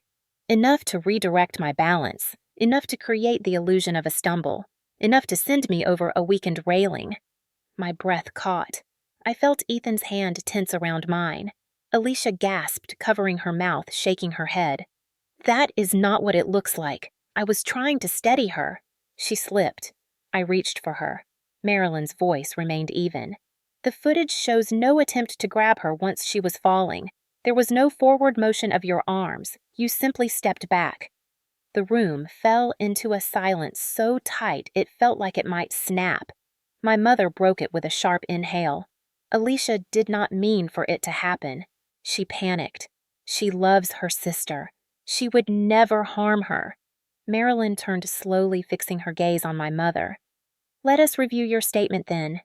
The audio file played next. My mother's voice, recorded in my hospital room, filled the space. The accident was clean and perfect. "You should be grateful it was not worse." Every syllable echoed. Every syllable broke apart the last remnants of the Westfield facade. My mother paled, then straightened, then attempted an explanation. I was distressed. "You misinterpreted my words." I was trying to comfort her. Marilyn did not respond. She simply opened the final folder and slid photographs across the table. They showed the railing bolts before and after tampering. They showed the wrench impressions. They showed fingerprints that were currently being analyzed but clearly did not belong to staff. Alicia broke first, her voice cracked, rising in desperation. It was her idea. She told me if I could make Ariana look unstable or unprepared, the wedding might be postponed. She said it would give us all more time. She blamed her mother with the same ease she once blamed childhood accidents on me. My mother's face twisted with outrage, genuine this time, fierce and sharp. "How dare you? I told you to stay away from the balcony. I told you not to make a scene. You always ruin things." They spiraled into accusations, each trying to outrun responsibility, each word unraveling their alliance. It was almost poetic watching a lifetime of manipulation collapse under the weight of its own contradictions. Marilyn tapped her pen lightly against her folder as the arguing grew louder. When she finally spoke, her voice sliced through the chaos. "Under Virginia law, this constitutes attempted homicide." Both women froze. The officer stepped forward and knocked on the door. Two deputies entered. Alicia's eyes widened as the cuffs closed around her wrists. She turned toward me, not with remorse, but with venomous disbelief, as though she still believed she had a right to me, to my silence, to my compliance. My mother stood slowly, her composure cracking but not completely. She tried to step between Alicia and the deputies, but Marilyn raised a hand. "Interfering will only increase charges." As Alicia was escorted out, my mother looked at me with a mixture of fury and something that almost resembled fear. "You have no idea what you have done. Our family will never recover." I lifted my chin. Then perhaps it should not. The deputies closed the door behind them. The room went quiet, heavy with the aftermath of truth finally spoken aloud. For the first time, I did not feel like the invisible daughter, the backup twin, the obedient reflection. I felt real. I felt strong. I felt free. News travels differently when it involves wealthy families. It moves fast, precise, and hungry, carried by whispers reporters and people who had been waiting years for cracks to appear in a dynasty they secretly resented. By the next morning, the story had already spread far beyond the police report. Cameras gathered outside the courthouse. Headlines spun themselves into dramatic narratives. Socialites exchanged frantic texts cloaked in performative concern. And inside my hospital room, I watched everything unfold with a strange sense of detachment, as if it were a documentary about strangers whose lives had unraveled through arrogance and cruelty. Alicia's arrest had been recorded by a passerby who recognized her from society pages. The footage, grainy but clear, captured her crying, protesting, insisting it was all a misunderstanding as deputies placed handcuffs around her wrists. For the first time, the world saw a version of her that had never existed, publicly desperate, frantic, stripped of the polished glow she wielded like armor. The video went viral within hours, and the online commentary was ruthless. My mother, on the other hand, had managed to maintain composure during her arrest. She surrendered herself a few hours later, dressed impeccably in a cream suit, chin raised, refusing to acknowledge reporters calling her name. But even her mask cracked when the charges were read aloud. Conspiracy, attempted homicide, evidence tampering. The list stretched long, each word carving another line into the legacy she had spent decades constructing. Harper for once did not speak for the family. His silence was its own confession. Marilyn stood beside my hospital bed that afternoon, reading updates while sunlight filtered softly through the blinds. Her voice was steady, but even she could not hide the gravity of the moment. "The court has denied their request for immediate bail. They are being held in separate facilities." The judge referenced the severity of the charges and the risk of interference. I exhaled slowly, feeling both relief and an unexpected wave of grief. They deserve it, yet the ache remained, not because I wanted them free, but because I had once believed they were unbreakable. That illusion was dissolving faster than I could process. Outside, reporters continued to gather, hoping for a statement. Ethan coordinated security to ensure no one disturbed me, but even he could not stop the world from dissecting every angle of the story. His hand found mine, warm and steady. "You do not have to face any of this alone." I nodded, grateful, yet deeply aware that healing required more than protection. It required truth, and truth was still unfolding. By evening, news anchors discussed the case with tones typically reserved for political scandals. Analysts highlighted the evidence. Forensic experts explained the loosened bolts. Psychologists speculated about motives rooted in jealousy and legacy pressure. But the public reacted most strongly to the audio recording. When the clip of my mother's voice played on national television, viewers were stunned by the cold precision of her words. The accident was clean and perfect. You should be grateful it was not worse. Those words stripped away every shred of sympathy she might have earned. Comment sections filled with disbelief, outrage, and support for me from people who had never met me but recognized manipulation when they heard it. Even members of Westfield's high society, who once clung to my mother's influence, began distancing themselves immediately. The charity board she chaired announced an emergency meeting. Sponsors withdrew support. Old acquaintances released statements professing shock, though I suspected many had witnessed her cruelty over the years and had simply chosen silence until silence became risky. Alicia faced a different kind of downfall. Friends she had once bragged about ghosted her. A brand she promoted announced they were cutting ties. Her social media accounts were flooded with comments demanding accountability. The image she built through filters, careful posing, and curated charm crumbled beneath the weight of the crime she could no longer hide behind a perfect smile. In the hospital, officers arrived to ask additional questions, and I answered with a clarity I never knew I possessed. Each word felt like stitching over an old wound, painful but necessary. Marilyn reviewed every statement carefully before it was submitted. She offered reassurance when my voice wavered, grounding me with quiet reminders that I was not just a victim. I was a witness. I was the truth. Meanwhile, the Hawthorne family issued a public statement supporting me fully. Ethan's father, a respected figure with a reputation built on integrity, emphasized that the wedding would have continued had the accident not occurred, and that the family stood firmly behind justice. His words were diplomatic but decisive, creating a stark contrast between the world I came from and the world I was stepping into.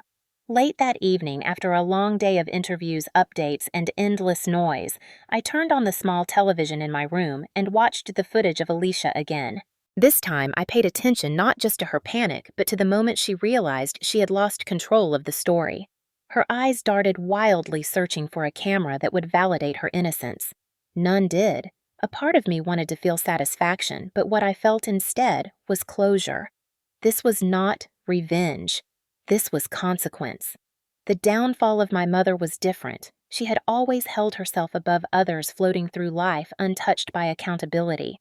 Seeing her escorted through a courthouse hallway flanked by deputies, her expression frozen in disbelief, was surreal. She had spent her entire life orchestrating the narrative, dictating the script everyone else performed. But now, stripped of control, she looked small in a way I had never seen before. I watched her turn briefly toward the camera, expecting sympathy or admiration to greet her. Instead, the public saw through her instantly. For the first time, her mask did not protect her. By the time night settled over the city, both women remained in custody. Their lawyers filed preliminary objections, but the prosecutor responded with a mountain of evidence. No one believed this could or should be settled quietly. Their world was collapsing, and I was finally stepping out of its shadow. The trial began on a crisp October morning, the kind where the air felt sharp enough to cut through the layers of tension that had built over months of preparation. Reporters lined the courthouse steps as if waiting for a parade. Microphones raised, cameras flashing, but inside the courtroom, everything was hushed and heavy. The silence threaded with the unspoken question of how a mother and daughter could stand accused of attempting to kill their own blood. I sat between Marilyn and Ethan, my palms resting flat against the polished wooden table, grounding myself against the faint trembling in my hands. Across the aisle sat my mother and Alicia, separated by their respective attorneys, both women noticeably thinner and paler than the last time I had seen them. Their designer clothing could not disguise the shadows under their eyes or the lingering disbelief that their world had fractured beyond repair. The prosecution opened with a quiet confidence that carried more weight than any raised voice could have delivered. They laid out a timeline of the events leading up to the wedding morning, each moment supported by evidence that felt like stones dropped into a well, sinking deeper with every detail. Loosened bolts, altered camera angles, fabricated staff logs, recorded threats. The courtroom listened in growing disbelief as the prosecutor described how months of jealousy, control, and desperation culminated in a staged accident designed to look tragic enough to delay or destroy my future with Ethan. When they played the audio recording of my mother's voice, the room shifted. Some jurors physically recoiled. My mother closed her eyes as if hoping the darkness behind her eyelids might erase the sound of her own cold precision. The accident was clean and perfect. You should be grateful it was not worse.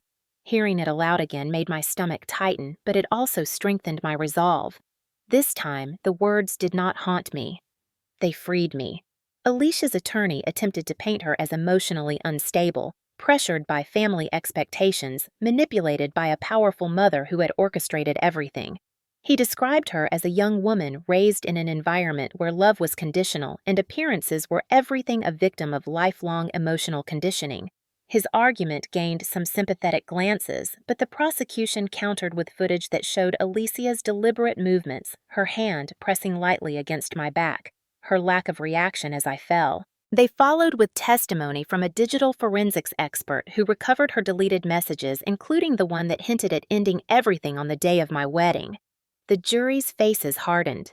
When it was my turn to testify, the courtroom felt impossibly still. I walked to the stand with slow, measured steps, feeling the eyes of everyone on me. My heartbeat thudded in my ears, but the moment I sat down and placed my hand on the railing of the witness box, something inside me settled. Marilyn had prepared me for this, but nothing could prepare me for the sight of my mother watching me with a mixture of cold fury and something that resembled fear. I described my childhood not with embellishment, but with clarity. I spoke about the subtle punishments, the emotional conditioning, the constant comparison to Alicia, the way silence had been used as a weapon. I recounted the engagement dinner and the way my mother had tightened her grip on my arm, the threats whispered beneath her smile. I spoke of the staircase argument the night before the wedding, of the strange presence of an unidentified worker of the way the balcony railing had trembled under my hands. When I described the moment of the fall, I felt my voice falter for the first time. I breathed deeply and continued refusing to let them reclaim the narrative. I spoke of waking in the hospital of confusion, turning into clarity of my mother and sister trying to silence me. I ended with the truth I once feared to acknowledge. I believe they intended to kill me. The room remained silent for several long seconds after I finished. Even the judge seemed momentarily still. My mother's attorney attempted to rattle me during cross-examination, suggesting misinterpretation, emotional instability, family misunderstandings, but each question felt like an echo of my childhood, and this time I did not bend. When he finally stepped back, frustrated, I remained steady. The defense presented their argument next, attempting to dismantle the evidence by claiming the tampered railing was a contractor error and the footage was misleading. They argued that my mother's recorded statements were taken out of context. They insisted that the supposed maintenance worker was simply an unregistered hire from a third-party vendor, but every argument they presented cracked under the weight of the physical evidence and the consistency of the testimonies. Even more damaging was Alicia's inability to maintain her composure.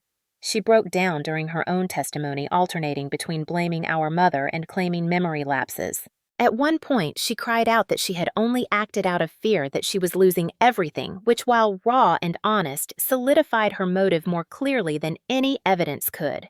My mother remained composed throughout her testimony, answering with controlled denial. Yet the jury saw right through it. Her refusal to acknowledge even the possibility of wrongdoing made her appear calculated rather than credible. When closing arguments concluded, the jury retreated to deliberate. The hours felt endless, each minute stretching thin like thread pulled taut. Ethan stayed beside me, his thumb tracing slow circles over the back of my hand, grounding me. Marilyn remained calm, though I caught the subtle tension in her jaw. Finally, the jury returned. The courtroom held its breath as the foreperson stood. On the charge of attempted homicide, we find the defendant, Alicia Westfield, guilty. Alicia crumpled her attorney, barely managing to keep her upright. My mother did not look at her. Then the second verdict followed. On the charge of conspiracy to commit attempted homicide evidence tampering and obstruction, we find the defendant, Victoria Westfield, guilty. A quiet gasp rippled through the room. My mother's lips parted slightly, the first visible crack in her mask, but she did not cry. The judge delivered the sentences with a firm voice. Alicia received a substantial prison term, reduced slightly due to her cooperation, but still significant enough to reshape the entire course of her future. Victoria faced even harsher consequences, the severity reflecting not only her role in the crime, but her persistent attempts to obstruct justice.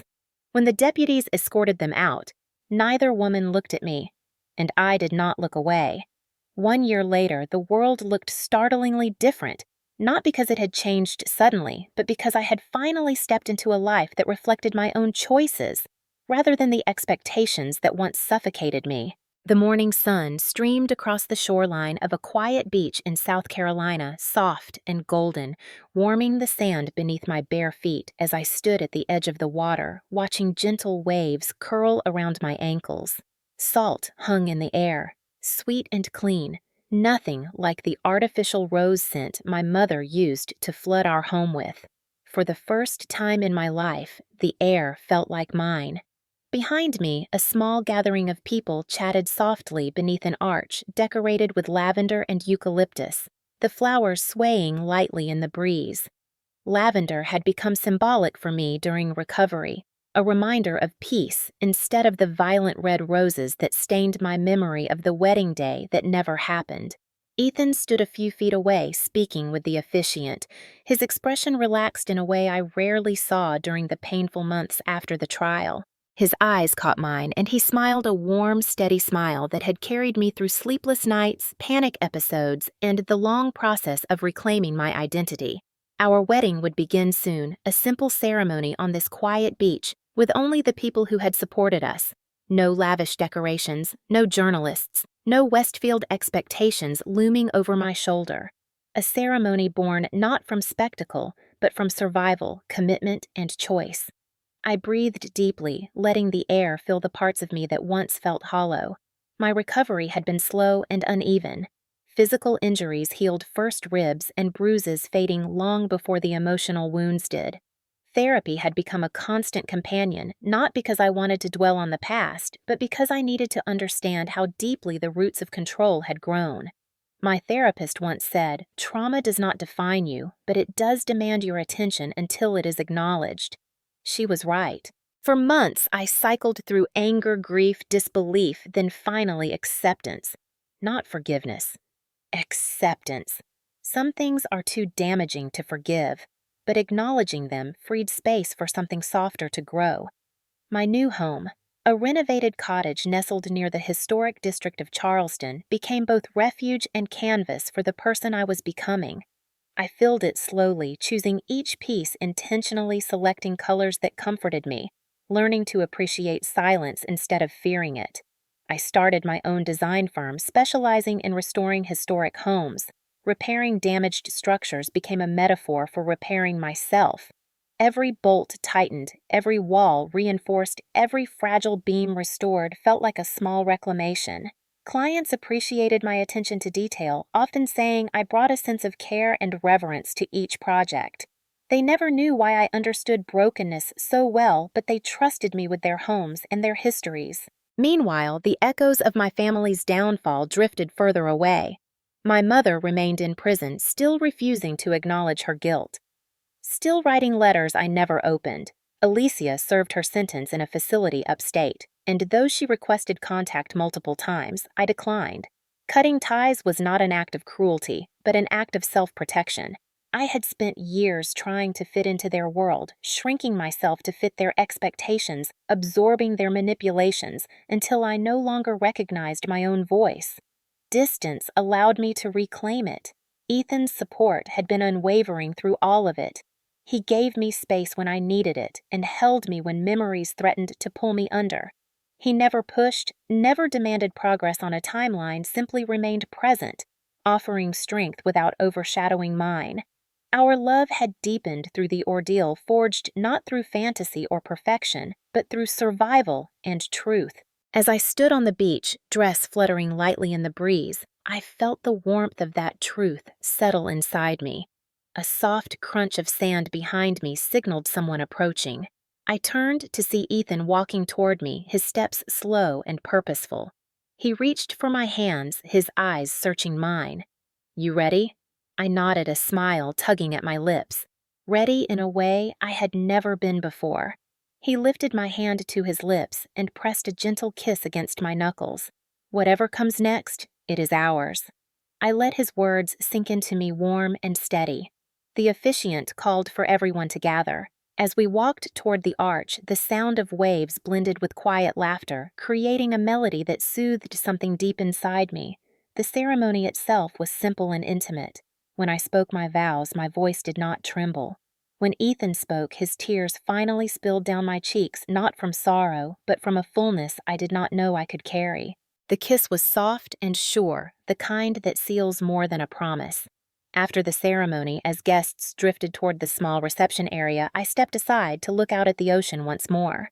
The horizon stretched wide and blue, open and endless. I realized then that healing was not a destination, but a practice, a choice made every day to step toward the future, instead of retreating into the past. And as I stood there, the breeze lifting my hair, the lavender scent mingling with salt and sunlight, I whispered the affirmation that had carried me through the darkest year of my life. They broke the railing, but not my future. When I look back on that year, not through the lens of fear or survival, but through the clarity that time and healing finally granted me, I understand now that the greatest betrayal is not the moment someone harms you. It is the years in which they convince you that their harm is normal. It is the quiet conditioning that rewrites your instincts. It is the slow erosion of your voice until you cannot distinguish your own needs from their expectations. For so long, I believed that family meant obligation and self-sacrifice. I believed loyalty meant silence. I believed love meant enduring cruelty because love was supposed to be difficult. But standing on the other side of everything they tried to destroy, I see the truth with a sharpness that once terrified me. Families who hurt you in silence are far more dangerous than strangers who shout. The wounds inflicted by people who are supposed to protect you cut deeper, not because they are more violent, but because they rewrite the way you see yourself. Healing meant peeling apart those narratives. It meant relearning boundaries. It meant accepting that some relationships must die so that you can live. I think often of the moment I lay on the cold stone beneath the balcony, breath slipping away, consciousness fading, and what lingered in those final seconds before the world went dark was not fear of death, but fear that my story would end without me ever choosing my own life. That is what manipulation steals, not just safety, not just confidence. It steals choice. 1 year later, standing on my own 2 feet, speaking with my own voice, I realized the most powerful act I ever did was simply telling the truth. Not for revenge, not for vindication, for freedom. Because truth is the one force manipulators cannot outrun. Once spoken, it spreads. It exposes. It transforms. The trial was not just about justice. It was about reclaiming the narrative they tried to write for me. And for anyone who has lived under the shadow of a parent, partner, sibling, or spouse who twists reality to maintain control, I want you to hear this clearly. You are not broken. You are not weak. You are not imagining it. The moment you feel the need to shrink yourself to keep the peace is the moment someone has already begun rewriting your story without your permission. You deserve peace. You deserve safety. You deserve a life built on truth, not fear. If my journey has taught me anything, it is that healing rarely arrives through dramatic turning points. It comes through quiet choices. Choosing to acknowledge what happened instead of minimizing it. Choosing to seek help even when shame whispers that you should not. Choosing to believe that your worth does not depend on someone else's approval. Choosing to leave even when leaving feels impossible. And choosing to stand in the light after years spent in someone else's shadow. I rebuilt my life piece by piece, not because I was strong, but because I refused to stay broken. And if you are reading or hearing this and recognizing parts of yourself in my story, I want you to reclaim that same refusal. You do not have to wait for a collapse to liberate yourself. You do not have to wait for a courtroom or a verdict to validate your pain. Your survival is your proof. Your voice is your power. And your future can belong to you again the moment you decide it does. If you have lived through a family that used silence like a weapon, comment, I rose. If you have escaped a home where love was conditional and safety was negotiable, share your story so someone else feels less alone. If my story touched you, if you felt anger, hope, fear, or recognition, let your voice be part of this conversation. Like this video to help others find it. Subscribe if you want more stories of justice, resilience, and truth. Your engagement does more than support this channel. It amplifies the message that no one should feel powerless in their own life. Comment the city you are watching from, not just because it helps the algorithm, but because it reminds us that communities of survivors exist everywhere, from small towns to major cities, from quiet neighborhoods to bustling coasts. Let this story be a reminder that you are not alone, that healing is possible, that justice can be real, and that your future, no matter how broken your past, is still yours to build. If you are still here with me at the end of this story, then maybe something in Ariana's journey touched a place inside you that you do not often show the world. Maybe you have lived through a family that dismissed your pain or twisted your truth. Maybe you learned to stay quiet to keep the peace or to avoid becoming the next target. Maybe you grew up believing that loyalty meant silence even when that silence cost you pieces of yourself. And if any part of that feels familiar, I want you to know this moment right now is not just the ending of a story. It is an invitation to reclaim your voice. Your experience matters, your memory matters, your survival matters. Many people watching this are carrying years or even decades of pain that they have never said out loud. But when we share these stories, when we comment or speak or admit what happened, something powerful happens. Shame loses its grip. Isolation cracks open, and someone else watching realizes they are not the only one who was told to stay quiet. If you have ever survived a home where you felt unsafe or unseen, I invite you to share even a small part of your journey below. You do not have to write everything. Even a single sentence can change another person's life. You can simply comment, "I rose," if you prefer privacy, but want to stand with others who have endured similar battles. If this story stirred anger or grief or hope inside you, tap like so it reaches someone who might need it today. And if you want more stories of justice and survival, true or inspired stories that give voice to people who were silenced for too long, you can subscribe and join this community of people who refuse to let their pain define the rest of their lives. Tell me where you are watching from. Sometimes people share a city or a small town that seems far away. But you would be amazed how many survivors find each other in the comments simply because someone dared to speak first. Let this be a reminder that you are not alone, not forgotten, and not trapped in the past you came from. Healing is not quick, but it begins with a single act of courage. Maybe that act is watching this story. Maybe it is commenting. Maybe it is choosing to believe for the first time in a long time that you deserve a life built on truth and safety. Whatever your step is today, I am grateful you took it.